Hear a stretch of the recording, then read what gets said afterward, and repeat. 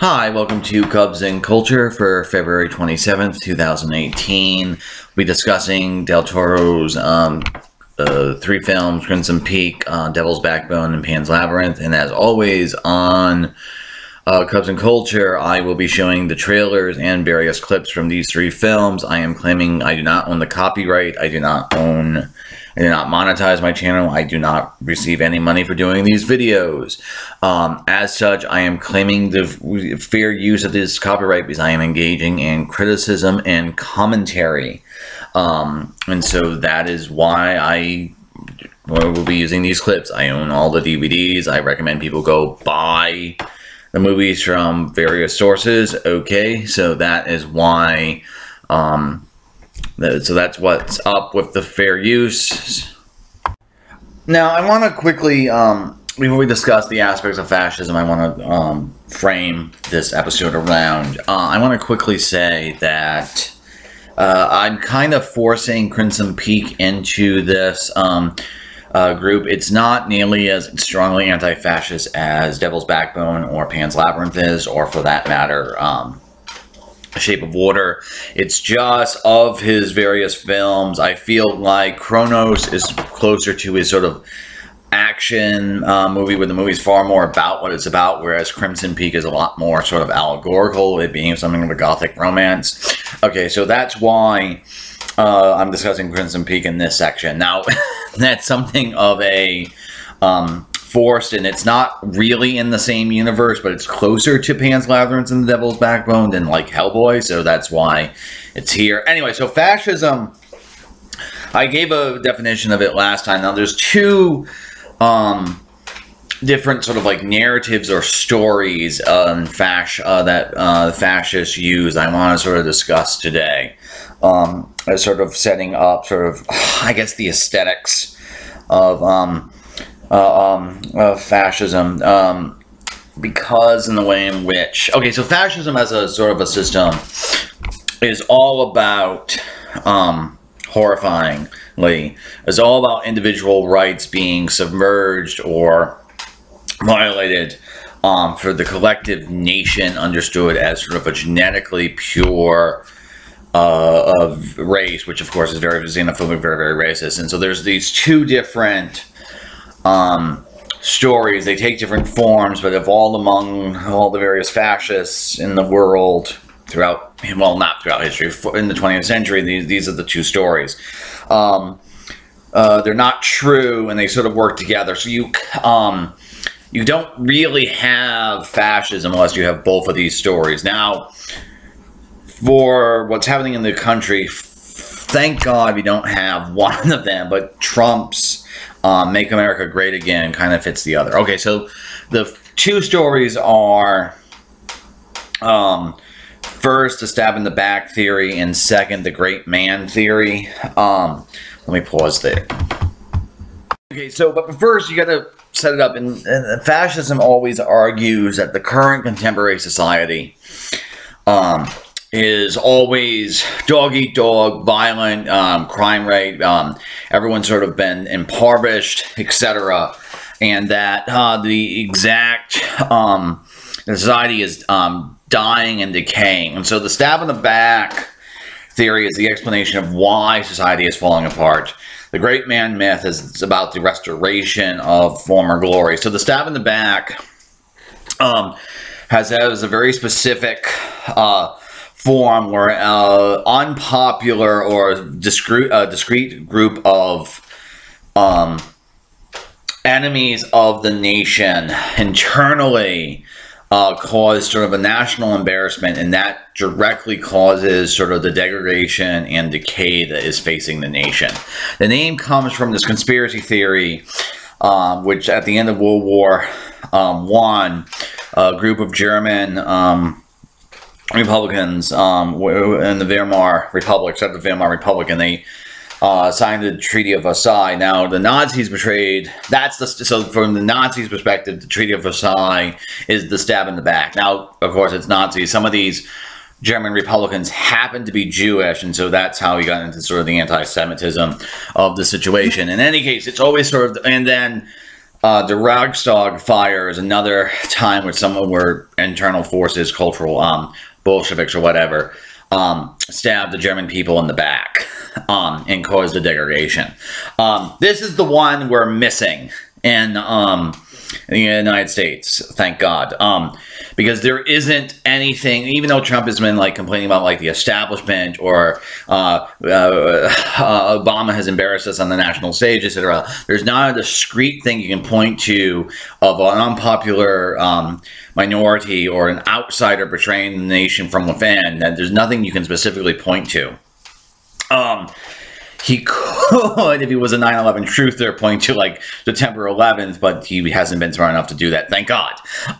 So that's it. So the stab in the back causes the national decay and decadence and the collapse of the nation. Understood now. The great man theory is the restoration, which is basically it's a perversion or misunderstanding of Nietzsche's Übermacht, or the Overmen, where there's a certain individual, the leader, the great man, that he will restore to the nation to national glory if everyone just gets on the same page. And the great man will do the necessary work of purifying the nation and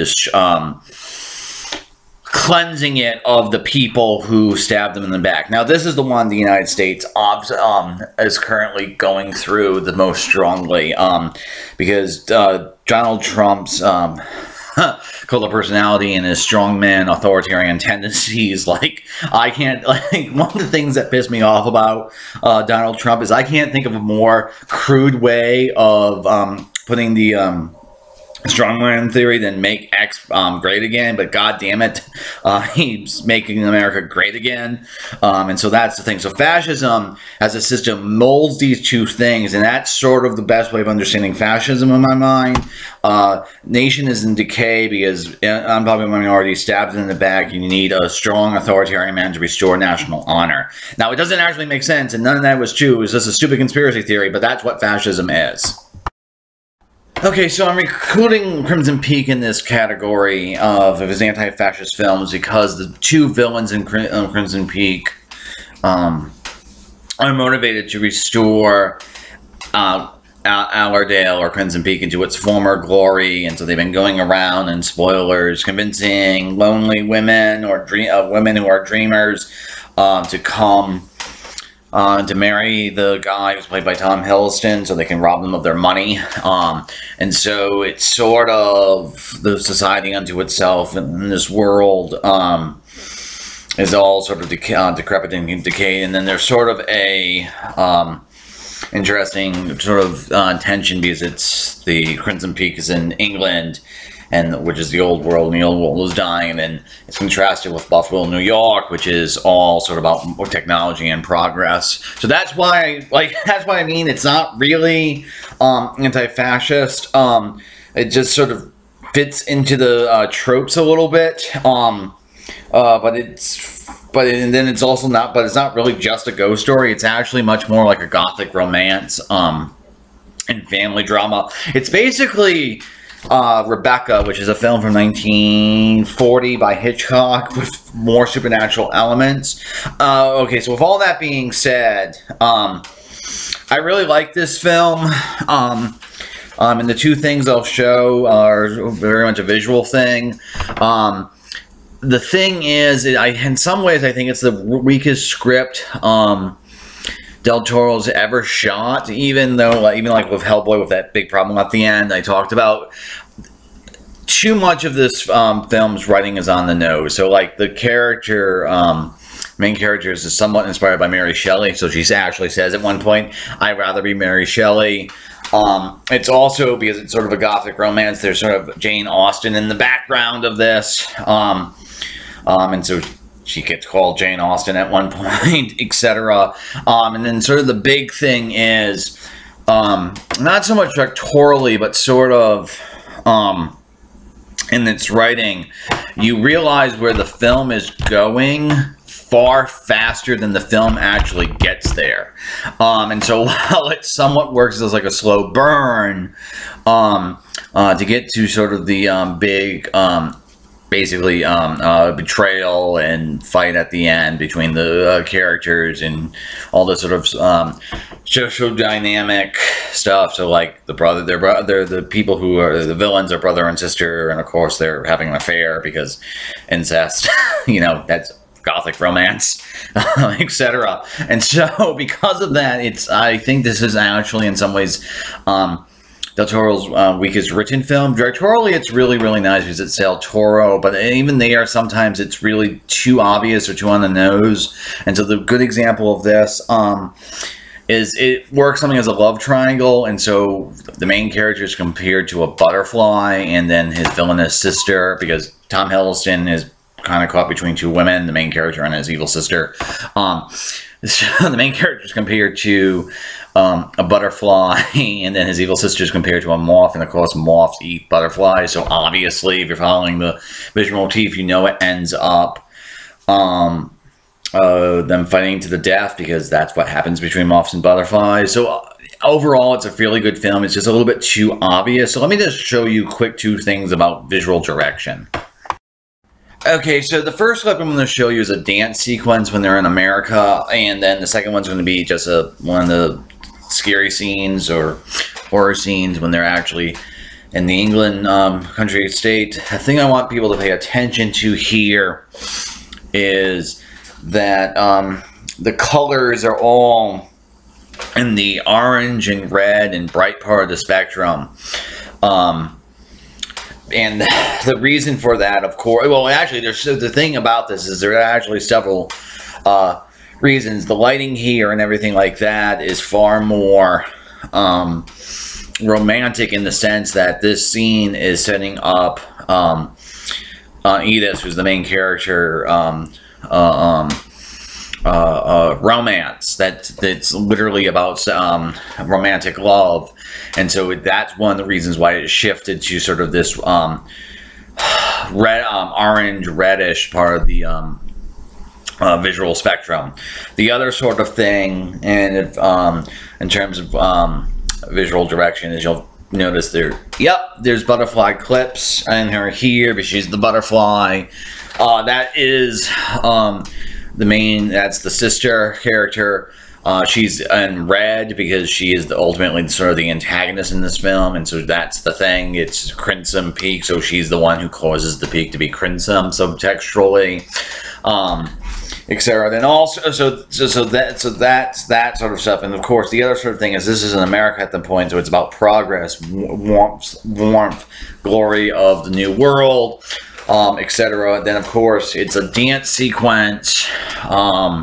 Because it's sort of a reference to stuff like Sense and Sensibility and other Austen works, where dances are sort of the main point of view. Now, let me kind of pause here, because this clip is a little bit longer than I was expecting.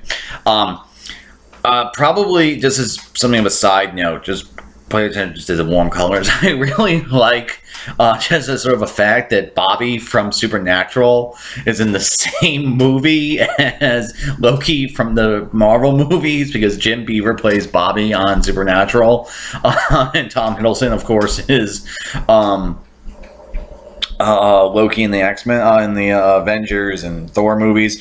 The other sort of thing about this movie that's a little bit unfortunate is I don't think Charlie Hannon especially is good at period acting or fitting in period. Okay, so this is now the other clip, and I want you to notice how the color palette has shifted into the blacks and the blues and the grays and sort of the sickly greens. Even the flame or the other things which have to be yellow, like the candlelight, is far more subdued. And the reason for that is this is actually in England, in the country estate. So this is the Gothic part of the story. So it's meant to be sort of the scary section. And then also this world is sort of falling apart and decayed. So that's one of the things I really like about Del Toro, is his visuals are not just there to be pretty. They always carry at least 2 or 3 different meanings. So for these visuals, you get the meaning of, in the American section, it's America, it's the romantic section, and it's about progress. And then in England, you get it's England, it's to be scary, and then it's also death and decay. And so at the end of the day, Crimson Peak, I think, is a fairly good film. It's just sort of his weakest because it's a lot too obvious in places. But, you know, bad Del Toro or weak Del Toro is still better than, like, most films released in Hollywood. So let's turn to Devil's Backbone. Okay, so Devil's Backbone is the first of 2 films that take place during the Spanish Civil War, which, to be really broadly speaking, the Spanish Civil War was between Republicans, people who believed in liberal democracy, and Franco's fascists from 1936 to 1939. The fascists win, and so 40-year dictatorship occurs in Spain after the Spanish Civil War. Sort of the major elements that the movie takes is the Republicans, or sometimes they're called the Loyalists. They can sort of control the gold reserves of Spain, and so they use a lot of that to purchase weapons, etc. And then Senti, who's the ghost, this is the image you're looking at. He's very reminiscent of Republican propaganda or recruitment posters where victims of bombings end up children looking like that, victims of the fascist bombings, and so there's that. So the movie ends up being sort of the Spanish Civil War, not entirely, but sort of a microcosm, because the Spanish Civil War starts with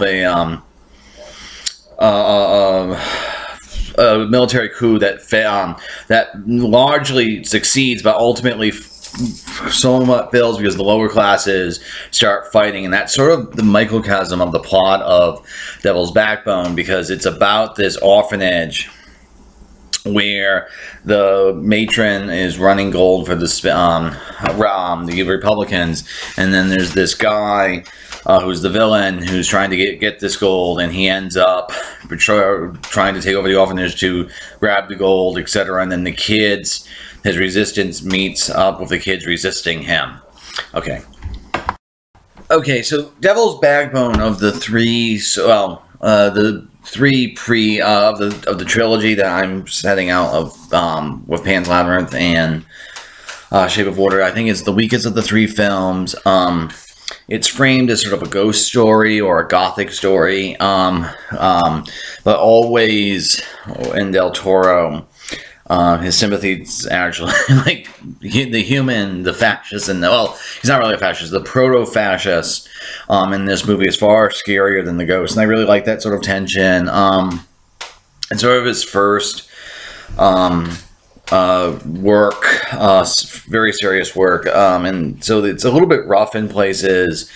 Part of it is because it's sort of a gothic story. It's mostly like it's supposed to be something of a scary tale, and there's parts of it which are absolutely scary, but then there's some times where he kind of falls into cliches around ghosts, where it's not really all that frightening, and there's that sort of problem, but that's very, very minor. Now, the thing is, I was planning on doing Pan's Labyrinth as well, but I don't want to rush this, so I'm going to actually do another section where I actually do a couple of scenes from here. So the thing is, the villain in this, Generico is how you say his name, I think. The villain is it's sort of the thread that really goes through the 3 different stories. Is the villains, they form something of a proto-fascist, a fascist, and a post-fascist.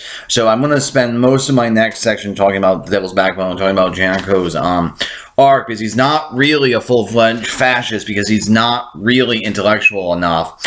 He just sort of believes might is right, and then there's also the irony of him being a very physically attractive, virile male, but he's absolutely horrifying apart from that. So anyway, that's going to be it for Cubs and Culture today. I'm kind of sorry that this is taking far longer than I was expecting, but again, Shape of Water is one of my favorite films of all time, and there's just a lot to say about these particular films. So next section, I'm going to provide like a character arc for Generico, and then I'm going to talk about Pan's Labyrinth. So see you in a couple of days for that. Cubs and Culture out for February 27th, 2018.